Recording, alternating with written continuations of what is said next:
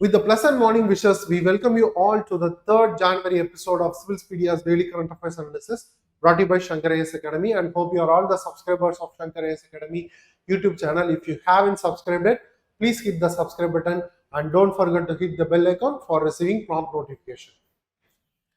And here are the list of topics taken for today's discussion. And the first topic is about Asteroid Bennu and the recent sample study from the which was collected from this asteroid by the OSIRIS mission. And the second topic is about the Pralay Missile and the recently conducted salvo launch by DRDO. And the third topic is about the credit guarantee scheme for exporters in India and also about the Jan Samarth Portal. And the fourth topic, we discuss about the climate resilient agriculture and why India needs it. And the fifth topic is Prelims Focus, where we discuss important current affairs from the UPSC Prelims point of view. With this news article from The Hindu, we are going to discuss about Asteroid Bennu and about the recent study finding which on the samples which was collected by OSIRIS-REx mission. So without any delay, let's get into the details. So this OSIRIS-REx mission has collected samples from this Asteroid Bennu on September 2023, and upon this sample there is a peer-reviewed study which reveals the or detects complex organic molecules in the samples that has been collected from this asteroid. And what makes it more important is that the findings supports the hypothesis that the key building blocks of life may have an extraterrestrial origin. So it is very important with respect to our UPSC prelims, and the topics of Asteroid Bennu and also the OSIRIS mission is also very important. So what is the key findings of the samples that has been collected from this asteroid? It contains complex organic molecules and primarily consists of sugars such as ribose and glucose. So this ribose is essential for the formation of RNA, and this glucose is essential for metabolic activities in human life. And there is also this sample may also contains amino acids, which are the protein building blocks of human life, and it contains all 5 nucleobases such as adenine, guanine, thymine, cytosine and uracils. So these are all the 5 nucleobases found in DNA and RNA. And the samples collected from the Asteroid Bennu also contains these 5 nucleobases, and it also has it also reveals the first ever detection of 6 carbon sugars on an asteroid. So this sample may also contains 6 carbon sugars, and this is nothing but a common monosaccharide or the simple sugar or the simple sugar such as glucose. It may in the form of sugar, glucose, fructose or galactose. And what this organic matter prevalence over the asteroid sample reveals or implies is that the entire basic molecular inventory required for life has identified on a single asteroid. So it reveals the basic essential inventory for organic molecular required for human life has been prevailed over this asteroid. And it also contains nitrogen rich polymers. So the sample also contains a polymer or gum like substance which is identified as a nitrogen rich polymer, which is also the discovery of carbamate, which is the polymer that has been detected in the sample, which is also an important keyword to be noted for our UPSC prelims. And this carbamate is an nitrogen and oxygen rich polymer. It contains both nitrogen and oxygen, and it is likely to be formed from the reactions involving the ices of ammonia and water. So it is also very important. This polymer will be created, or it has its origin which was likely to be formed due to the reactions involving the icing of ammonia and water. And what it is more important because nitrogen is critical for the generation of RNA, or it acts as a base for the RNA, and it also addresses the gap in the hydrothermal vent hypothesis. So the next thing we need to note for our UPSC prelims is the pre-solar grains. So by the name itself, we can able to infer that these pre-solar grains has its origin before the origin of the sun. So before the sun formation, these pre-solar grains are existing. So this Bennu contains the pre-solar grains originating from any supernova or any other ancient stars. So it is to be believed that the pre-solar grains that is found in the samples obtained from the asteroid Bennu reveals that it is from any supernova explosion or from any other ancient stars, and the concentration has been identified as 6 times higher than in most meteoroids. So it is to be noted here that the concentration of this pre-solar grains on asteroid Bennu is 6 times higher than observed from other meteoroids, and what it indicates is that the material has been older than Sun. So it is revealed that it was formed before the origin of Sun, and the movement of liquids on Bennu has redistributed the grains. And we also have to note about asteroid Bennu in detail, and it has been classified as a carbon-rich B-type asteroid, and it belongs to Apollo group of asteroids, and also it has the Earth crossing near Earth asteroids. So it is also categorized as an hazardous asteroid because it comes near, it orbits very close to the Earth's orbit, and it orbits between Earth and Mars. So it is all currently it orbits between the Earth and Mars, and it has its origination in the belt of asteroid belt, which is located between Mars and Jupiter. So initially it was in the asteroid belt between Mars and Jupiter, but later it got translocated, or it shifted its orbit to between Earth and Mars because of the gravitational pull by other planets, and also through a certain effect known as Yarkovsky effect. So this is also very important for our UPSC prelims. So please note that Yarkovsky effect, or please Google it later. And it is also identified as a hazardous asteroid, potentially hazardous asteroid by NASA. So this is the clear image of asteroid Bennu, and here is the closer image of Bennu's surface, where we can see the boulders of materials that has been combined and loosely packed. And with respect to its origin and evolution, it was formed by a larger parent body which is beyond the Saturn's limit, and the original origin of this asteroid Bennu is dated back to 4.6 billion years ago, and the parent body was displaced into asteroid belt due to the Jupiter's migration, and this Bennu was formed from the collision fragments. So this Bennu will be formed, or believed to be formed, by the fragments of collision, or it was departed, or it got departed from the parent body by collision.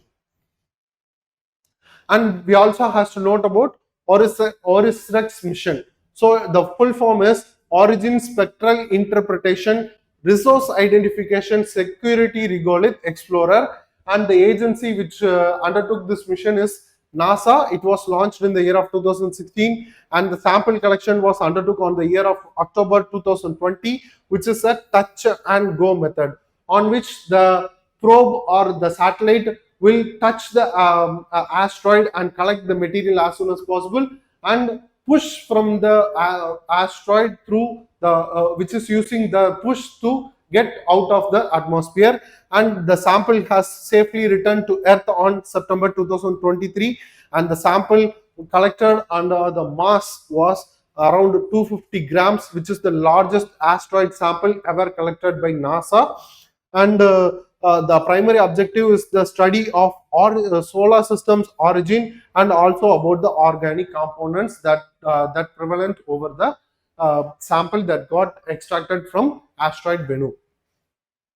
And what is the scientific significance of this sample collection from the asteroid? It supports the RNA World hypothesis, which reveals, or which states that the RNA preceded DNA and other proteins, and it also strengthens the hypothesis such as panspermia-like ideas, which reveals the life's ingredients may have arrived via asteroids or other cosmic dust, or the movement of cosmic dust we can evolve through the panspermia thesis.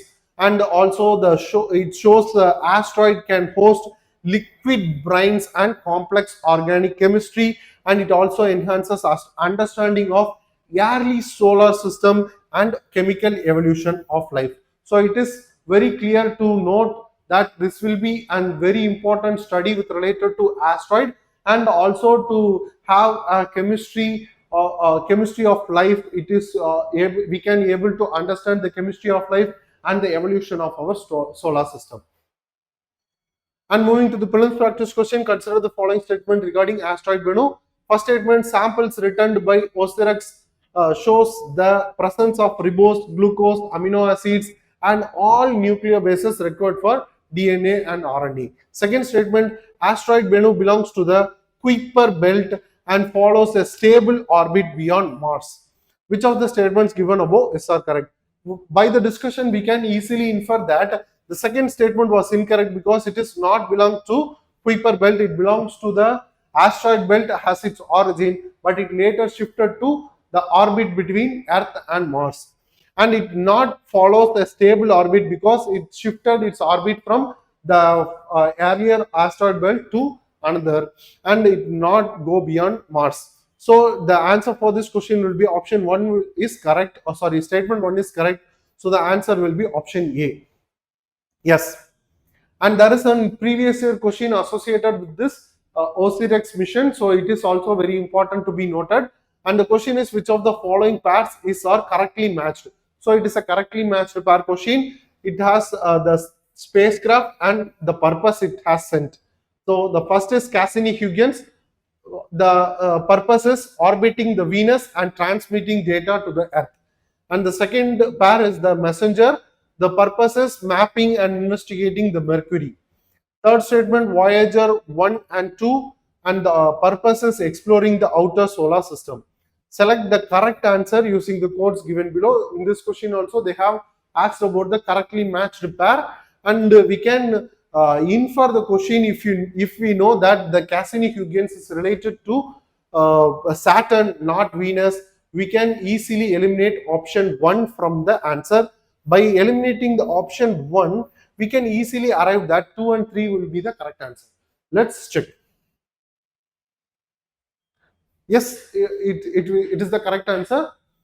The answer will be option B, 2 and 3.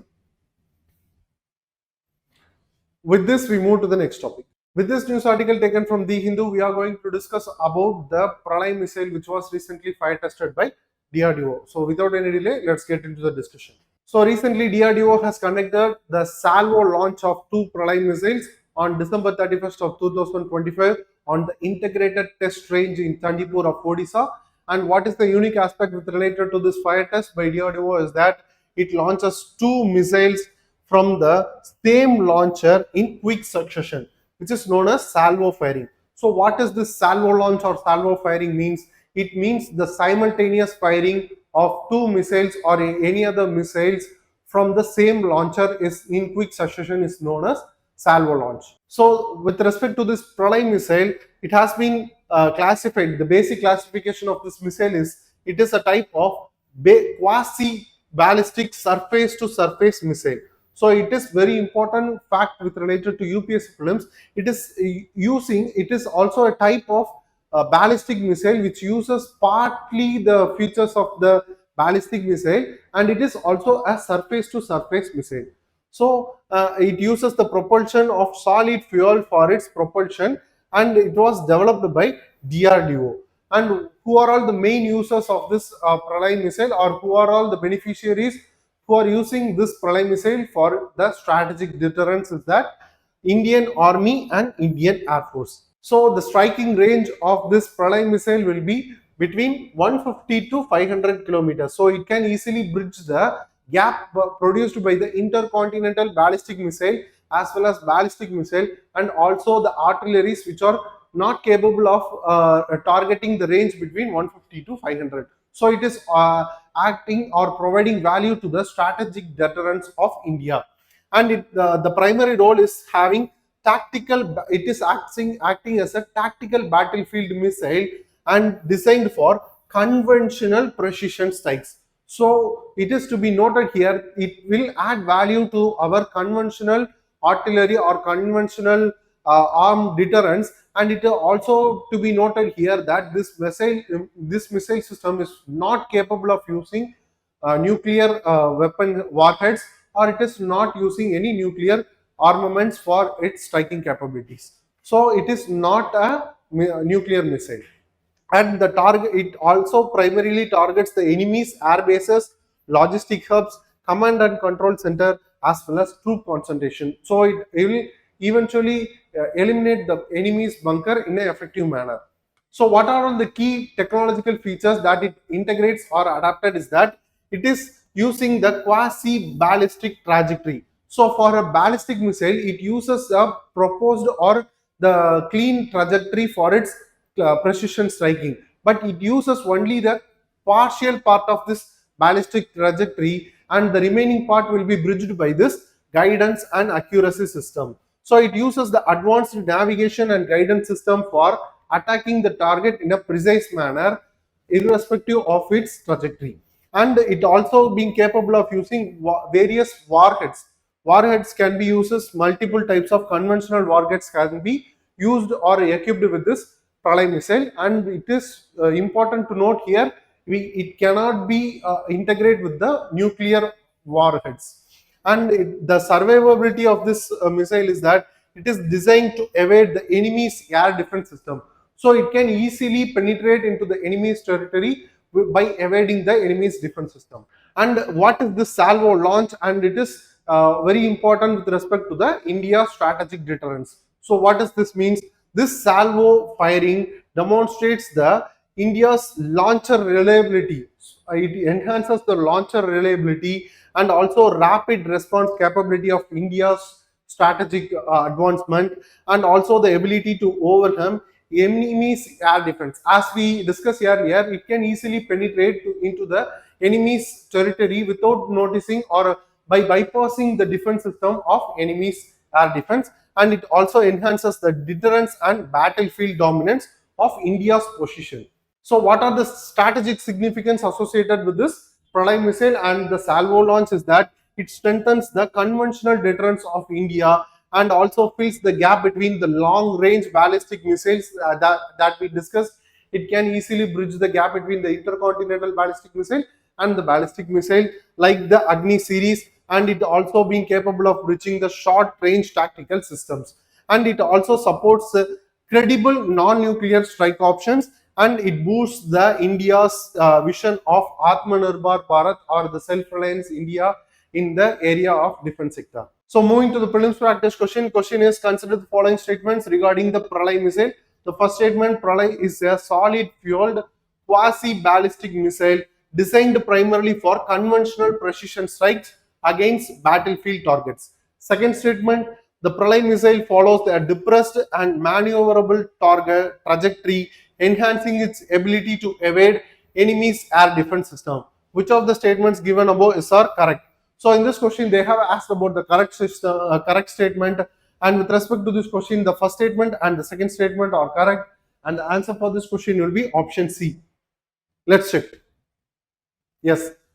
With this, we move to the next topic. With this news article from the Press Information Bureau, we are about to discuss on the credit guarantee scheme for exporters in India and also about the portal known as Jan Samarth Portal. So without any delay, let's get into the details. So before getting to know about the credit guarantee scheme for exporters in India, we also have to note about the important facts with related to exports in India.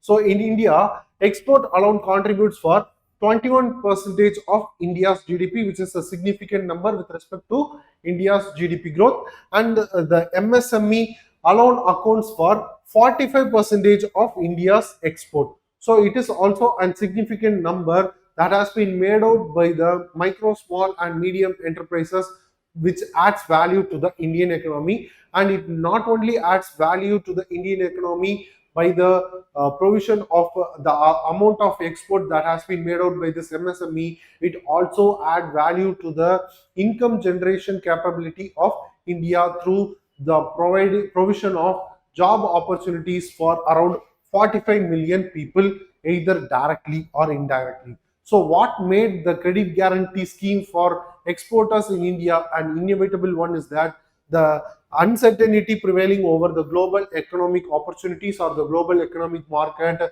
which makes the necessity for liquidity support to the exporters of India through credit guarantee schemes. So what is this credit guarantee scheme for exporters of? The primary implementing authority is Department of Financial Services working under the Ministry of Finance, and it was implemented through National Credit Guarantee Trustee Company Limited, and it has been operationalized since 1st December of 2025, and the platform which oversees or monitors and implements this credit guarantee scheme for exporters in India is Jan Samarth Portal. So what are the primary objectives of this portal? Primary objectives of this credit guarantee scheme for exporters. It provides credit guarantee to exporters with an inclusion of both MSMEs and non-MSMEs, and it also enables additional collateral-free credit. So it is very important to note for our UPSC prelims that it enables additional collateral-free credit for the exporters in India, and it also supports the liquidity of the exports in India, and it also helps for the market diversification for the exporters, and it also helps the it also makes the employment opportunities a sustainable one who depend upon the export business, or it also supports the employment of the workers who are depending upon the export business, and also increases the global competitiveness of India's Indian firm in the global market. And what are the key features of this scheme? The government will guarantee 100% of additional loan facility. As we see earlier, there will be a provision for additional credit guarantee by collateral free loans, and for the exporters, and the eligible borrowers of this credit for this credit will be the direct and indirect exporters. MSMEs and non-MSME exporters can get credit under this credit guarantee scheme, and this credit will be has a support limit of up to 20% of existing export credit or working capital limit, and the overall guarantee cap will be set around rupees 20,000 crores, and the nature of credit that can be availed by the exporters will be collateral free. And with respect to the Jan Samarth portal, it is a single digital platform for credit linked government schemes. So by this we can infer that it is a single digital platform where not only this credit guarantee scheme will be managed or implemented, it oversees, it also has the provision for the integration of credit linked government schemes. Other various credit linked government schemes also been integrated in this portal, and it integrates multiple ministries and financial institutions, and it uses digital eligibility checks and paperless processing. So we can easily quote this portal for any e-governance related topics or e-governance related questions, and it makes the process paperless, which covers schemes related to MSMEs, agriculture, education, and business activities, including exports. So why this credit guarantee scheme for exporters is very important with related to India's export? It enhances the export resilience capacity of India, and also supports the current account stability, also to maintain the current account stability of India, and also boost the MSME liquidity, also the participation of MSMEs in the export field, and it also encourages the export market diversification all along the world. Moving to the prelims practice question, the question is with reference to credit guarantee scheme for exporters. Consider the following statement. Statement 1. The scheme provides 100% government guarantee for additional collateral free credit extended to eligible exporters through member lending institutions. Second statement, the scheme is implemented by the Ministry of Commerce and Industry through the Export Credit Guarantee Corporation. Which of the statements given above are correct? So in this question, the first statement was correct, and the second statement is a deceptive statement. We need to be very clear of that. It is not implemented by the Ministry of Commerce and Industry, it is Ministry of Finance, and it is not implemented through Export Credit Guarantee Corporation. So this will be very a tricky question or tricky statement, so we need to be very aware of that. And the second statement was incorrect, but the first statement was correct, and the answer for this question will be option A. Yes. With this, we move to the next topic. This news article from The Hindu explains in detail about the climate resilient agriculture and why India needs it. So without any delay, let's get into the details. So before getting to know about the climate resilient agriculture, we need to note certain things. The first thing we need to note is the climate change, which is causing or increasing and intensifying the various climatic events such as the heat stress, droughts, floods, soil degradation and pollution, which also possesses a great risk to Indian agriculture also. And India must has to take certain safeguarding measures and steps to prevent the food secure food security and farmers' livelihood and strategic autonomy over growing climate threats.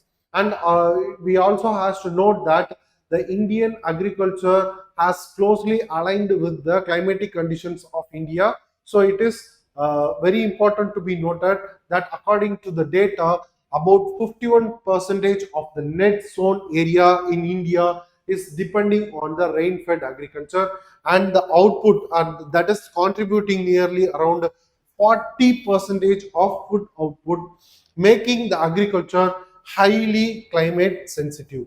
So the dependence of Indian agriculture towards the climatic conditions is making the Indian agriculture a climate sensitive one, and the output, that is the output made out of this rain-fed agriculture, is also contributing more to the food security of India. So these are all the important facts related to India's agriculture. And what is this climate resilient agriculture means? This climate resilient agriculture refers to the farming systems and technologies that integrates sustain or enhanced productivity, which strives for the sustainable and enhanced productivity, and also to adapt a climate variability. So it needs to be adapting to the climate variations and reducing the environmental footprints. And what are the core components of this climate resilient agriculture? The first component is biotechnology. The integration of biotechnology in the fields or the Indian agriculture in the areas such as usage of biofertilizers, biopesticides, microbial soil enhancers. And the second core component is climate tolerant crops. To make more climate tolerant crops which can withstand various droughts, it can withstand heat and also the salinity, pest resistant, which includes the genome edited crops. So this makes the crops more viable and withstanding various calamities. And also the integration of digital and AI tools, which increases the precision farming, climate adversaries, to manage the climate adversaries and to predict the yield production of the Indian agriculture. And the other core component and the final core component is the reduced chemical dependence, which is the one of the important core component with respect to climate resilient agriculture. We have to reduce and to weed out the chemical usage in the Indian agriculture and improve the soil health. And why India must need this climate resilient agriculture system? So the first and foremost thing that India needs is the food security risk, associated food security risk. This climate projections shows a 3 to 22% of decline in rice yields by 2100 and exceeding 30% in worst case scenario. And the second reason why India needs is the rain-fed variability. As we discussed earlier, India's agriculture depend more over the climatic conditions, and major areas in India are depending on the rain-fed agriculture. So this rain-fed vulnerability makes the Indian agriculture sustainable into a the sustainability of the Indian agriculture at question. So the monsoon variability indirectly or indirectly directly impacts the productivity of farmers as well as the farming land, and also impacts the farmer income in a large number. And the other reason why India needs the climate resilient agriculture is the environmental stress that put upon the Indian agricultural soil, the soil degradation because of the excess usage of fertilizers, and water scarcity is also playing a vital role, and the pollution which also causes tumbling effect over the Indian agricultural production, which constrains the conventional farming gains. And the other reason is the strategic autonomy of Indian agriculture across the globe. The climate resilient agriculture reduces the dependence on food imports from other countries and volatile global markets. So, what are the key government initiatives associated with this climate resilient agriculture in India? The first is the NICRA, which is undertook by the Indian Council for Agricultural Research in the year of 2011, which demonstrated climate resilient technologies in 448 climate resilient villages, and which is practicing the uh, zero tillage, direct seeded rice, climate resilient crop varieties, residue management. So it also integrates these into the climate resilient agriculture in 448 climate resilient villages. And the other initiative is the National Mission for Sustainable Agriculture, and also the Bio E3 policy, which is also very important for our UPSC preparation. So this Bio E3 policy integrates biotechnology for economy, environment, and employment. So it integrates all the three components to make the three sectors more viable one. And what are the global best practices with respect to this climate resilient agriculture? With respect to USA, USDA has implemented the climate smart agriculture and forestry using the large scale public funding. And with respect to European Union, it implements the Green Deal and Farm to Fork strategy, which reduces chemical inputs on agriculture and increases the sustainability of agriculture over the small area. And with respect to China, climate tolerant crops has been increasing in numbers, and digital agricultural field has been digital monitoring of the agricultural field using various technologies, and water saving irrigation practices has been implemented strictly. And with respect to Brazil, and that is Embrapa, which is the agricultural union or the agricultural body which oversees the agricultural climate resilient agricultural over the Brazil region, which led tropical climate resilient agriculture innovation practices in Brazil. And what are the challenges associated with this climate resilient agriculture? Which is the low, first and foremost challenge is the low adoption among the small farmers because of the cost it incurs, and also the awareness, lack of awareness among the small and marginal farmers, and lack of access to the climate resilient crops or any other technologies. And the second challenge is the quality inconsistencies in bio inputs that has been making the primary constraint for implementing the climate resilient agriculture across the state. And the slow in diffusion of climate resilient and genome edited seeds makes the process more tedious and constrained one.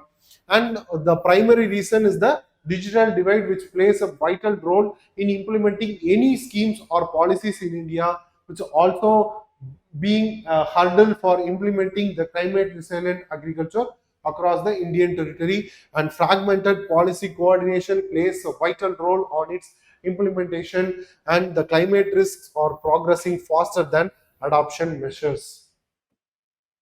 And what are the suggested way forwards or recommended way forwards for this climate resilient agriculture to be implemented in India? The first is the technological point of view, where to promote the climate resilient and genome edited crops with clear biosafety rules. So first we need to draft a clear biosafety rules for the proper implementation of climate resilient crops and genome edited crops.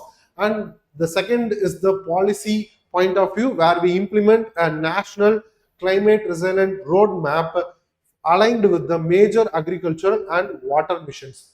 So these are all the suggested way forwards, and the other way forward is the farmer point of view, where we ensure quality input for the farmers and at the accessible and affordable rate, and expanding the digital advisories to the farmers, and enhancing the insurance credit with focus on more towards the small farmers.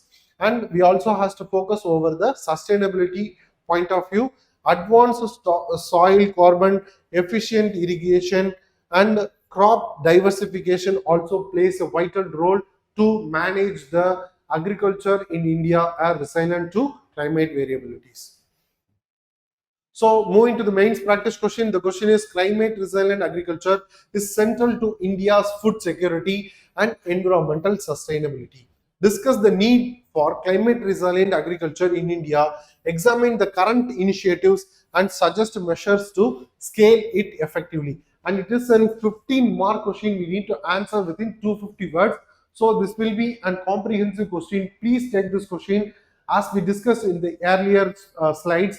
Please take it or please take a note of it and prepare answer for this and post your answers in the comment section.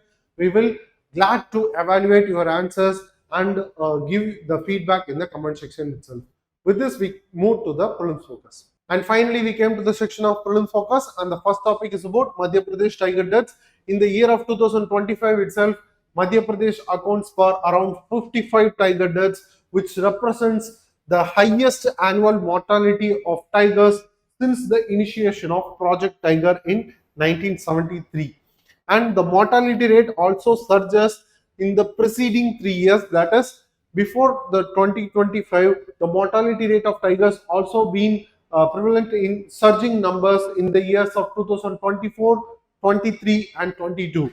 So the tiger deaths number around 46 tiger deaths in 2024 and 43 tiger deaths in 2023, and in the year of 2022 it was 34 respectively, indicating an escalating trend of tiger deaths in Madhya Pradesh. And with respect to the census of 2022, Madhya Pradesh has an estimated tiger population of around 785, and resulting in an annual mortality rate of approximately 7%.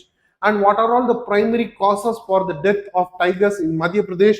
And the first and foremost primary cause is the electrocution, which is causing the highest mortality to the tigers. 11 out of 55 tiger deaths are happened because of the electrocution, and road accidents, railway collisions and natural and territorial conflicts also plays a vital role in the declining population of tigers in Madhya Pradesh. And the next topic is about environmental projects in developing countries. First, it has been approved by the Global Environment Facility, which is also important for our UPSC prelims. Its council meet in December. It has been primarily approved by the Global Environment Facility Council, and the project focuses over the conservation of biodiversity, protection against climate change, recovery of lands and ecosystem management. So this will be very important. And what it's made the significance due of this environmental projects in developing countries is that these efforts are contributing to achieve the 2030 biodiversity targets established by the Kunming-Montreal Global Biodiversity Framework, which was adopted in the year of 2022. And the next topic is about India as the fourth largest economy. As India has overtaken Japan to become the world's fourth largest economy with the gross domestic product of around 4.18 trillion. So the real GDP growth of India with respect to this economic growth, it has reached 8.2% of GDP growth in the second quarter of 2025 to 26, compared to the 7.8% growth in the first quarter and 7.4% in the fourth quarter of previous fiscal year. And what is the projections that has been inferred from this economic growth of India with respect to the global economy, it indicates that India is likely to surpass the Germany economy to become the third largest economy within the next 2.5 to 3 years. So there may be possibility of the bypassing or to overtake the Germany's economy within 2.5 to 3 years of time.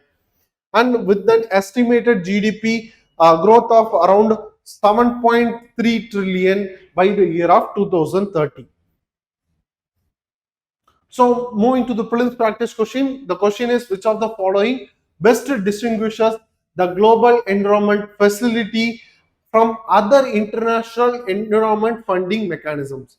Option A, it finances projects that generates global environment benefits while allowing national governments to implement them. Option B, it functions as a specialized UN agency with independent regulatory powers. Option C, it provides emergency relief funds during environmental disasters. Option D, directly enforces compliance with international environmental treaties. So the best distinguishing features of this global environmental facility from other international environmental funding mechanism is option A. It finances projects that generate global environmental benefits while allowing national governments to implement them. So option A will be the correct answer. Yes, at last we came to the conclusion of this episode.